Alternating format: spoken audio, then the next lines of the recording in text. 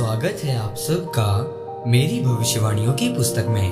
तो आइए हम आज के पवित्र वचन को पढ़ेंगे जो कि परमेश्वर के दास प्रेरित अंकुर यूसुफ नरूला जी के द्वारा लिखा गया है। पाप आपकी रफ्तार धीमी करता है, जैसा कि रोमियो की पुस्तक अध्याय 6 उसके 22 आयत में लिखा है। परंतु अब पाप से स्वतंत्र होकर और परमेश्वर के दास बनकर तुमको फल मिला, जिससे पवित्रता प्राप्त होती है और उसका अंत अनंत जीवन है। मेरे प्रियो, आप चुने गए हैं और बाइबल बताती है कि परमेश्वर ने किसी को भी ऐसे ही नहीं चुना। इसका मतलब है कि अगर परमेश्वर ने आपको चुना है तो परमेश्वर की आपके जीवन में बहुत बड़ी योजना है। पर आज कई लोग उस योजना को पाप, व्यभिचार और चोरी के कारण पूरा नहीं कर पाते।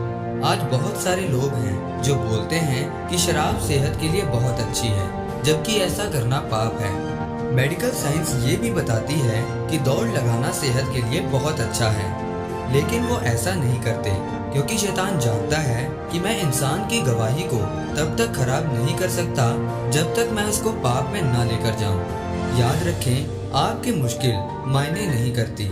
यूसुफ को पता था कि चाहे मैं जेल में हूँ, लेकिन मेरी मुश्किलें और हालात मायने नहीं करते और ना ही ये दुख मेरे दर्शन को पूरा होने से रोक सकते हैं।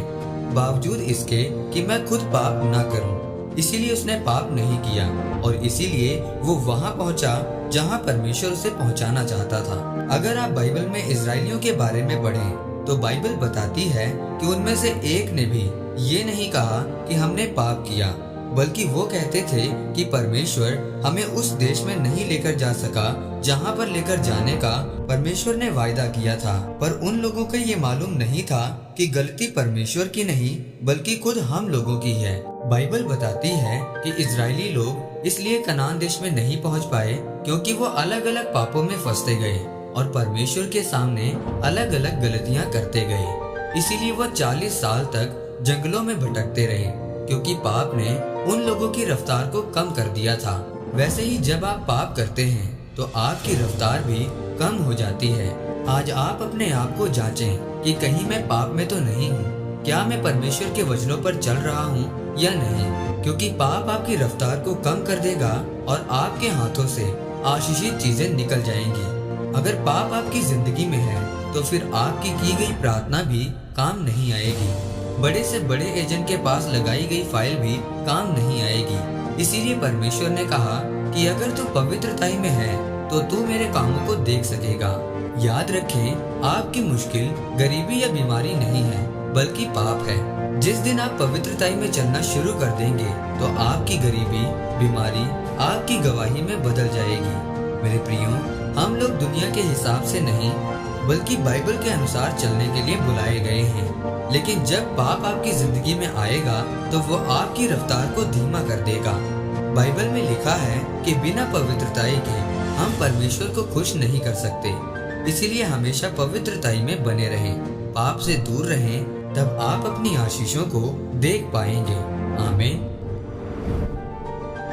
आइए इस अंगीकार को आप मेरे साथ एक मन होकर करें।